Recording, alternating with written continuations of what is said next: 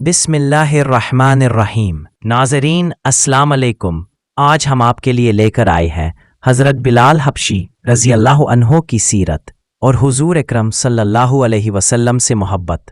Voice over کے ذریعے بتایا جاتا ہے کہ حضرت بلال حبشی ایک سابق غلام تھے جو حبشہ عسکر سے آئے تھے۔ ان کا اصل نام معلوم نہیں، مگر اسلام قبول کرنے کے بعد وہ بلال کے نام سے جانے گئے۔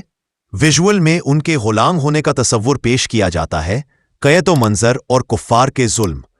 اسلام قبول کرنا پرفارمنس ڈرامہ کے ذریعے دکھایا گیا کہ کیسے حضرت بلال نے قید و اذیت برداشت کرتے ہوئے ایمان کی راہ اپنائی۔ بیان: کفار نے انہیں صحراؤں میں ڈال کر شدید اذیتیں دیں، مگر انہوں نے اللہ اور رسول علیہ السلام کے نام سے عہد عہد کہتے ہوئے ثابت قدمی دکھائی۔ حضرت بلال کی عظمت و شہرت بیانیہ میں بتایا جاتا ہے کہ حضور علیہ السلام نے انہیں وظیفہ اذان کا ذمہ سونپا۔ تصویری سیگمنٹ: مسجد نبوی میں اذان دینے پر مومنوں پر اثرات، حضور علیہ السلام کے چہرے پر مسرت۔ حضور علیہ السلام کے ساتھ تعلق مناظر، غزوہ بدر یا احد میں حضرت بلال کا ساتھ، حضور کی محبت سے معمور لمحات اور ان کی بساط ایمان کی باتیں۔ بیان: حضور علیہ السلام کی جھلک دیکھ کر بلال کا دل جھوم اٹھا اور صحابہ میں ان کی مقام اخلاق کو اجاگر کیا گیا۔ سیرت حضرت بلال حبشی، محبت رسول صلی اللہ علیہ وسلم کی زندہ مثال۔ باب اول: غلامی کی زنجیروں میں قید ایک آزاد روح۔ مکے کی تپتی ہوئی ریت، سروں پر چمکتا سورج اور ان کے پیروں میں لوہے کی زنجیریں تھیں۔ جسم زخموں سے چور، مگر زبان پر ایک ہی صدا: احدن احدن۔ یہ صدا کسی عام غلام کی نہ تھی، بلکہ اس مرد مومن کی تھی جسے دنیا بلال بن رباح کے نام سے جانتی ہے۔ ان کا رنگ سیاہ، مگر دل ایسا اجلا کہ فرشتے بھی رشک کرے۔ حضرت بلال حبشہ، آج کا ایتھوپیا، سے تعلق رکھنے والے ایک غلام تھے۔ مکے میں امیہ بن خلف کے زیر غلامی تھے، جو قریش کے بڑے سرداروں میں سے تھا، مگر بلال کا دل آزاد تھا۔ وہ غلامی کی زنجیروں میں تو قید تھے، لیکن ایمان کی روشنی سے منور ہو چکے تھے۔ باب دوم: پہلی کرن نور اسلام کی قبولیت۔ جب آفتاب رسالت صلی اللہ علیہ وسلم کی کرنیں مکے میں چمکنے لگی اور اہل حق نے محمد صلی اللہ علیہ وسلم کی صداقت پہ لبیک کہا، تو انہی دنوں حضرت بلال نے بھی اسلام قبول کیا۔ وہ ان ابتدائی 7 افراد میں شامل تھے جنہوں نے کھلے عام اسلام کا اعلان کیا۔ ان کا ایمان لانا مکہ کے مشرکین کے لیے ایک اعلان جنگ تھا۔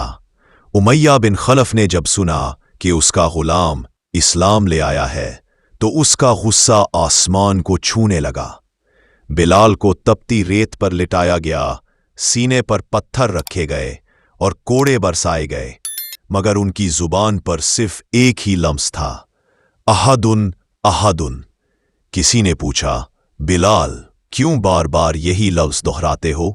فرمایا، میرا دل صرف اسی ایک خدا کے لیے دھڑکتا ہے، اس کے سوا کسی کا تصور بھی گوارا نہیں۔ باب سوم: صبر کی حد۔ حضرت ابو بکر کا تاریخی قدم۔ جب حضرت ابو بکر صدیق کو حضرت بلال پر ہونے والے ظلم کا علم ہوا تو وہ بے چین ہو گئے۔ امیہ کے پاس گئے اور کہا، بلال کو آزاد کر دو۔ امیہ نے کہا، اس سیاہ غلام کی قیمت تمہیں بہت چکانی پڑے گی۔ حضرت ابو بکر صدیق نے فرمایا، چاہے میری ساری دولت چلی جائے، میں بلال کو آزاد کروا کر رہوں گا۔ یوں حضرت بلال کو خرید کر آزاد کر دیا گیا۔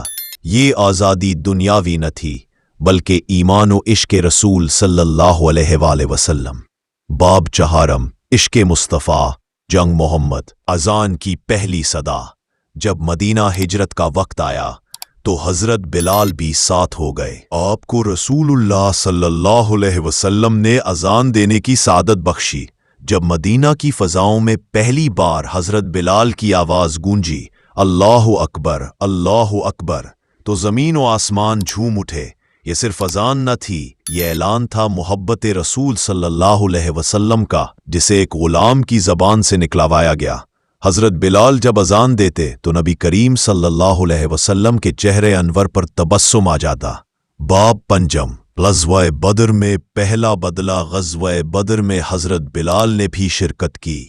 जंग के मैदान में जब उमैया बिन खल्फ पैद होकर लाया गया तो हजरत बिलाल ने फरमाया, ये वही है जिसने मुझे अल्लाह की राह में अजियत दी, उसे अब इंसाफ का सामना करना होगा।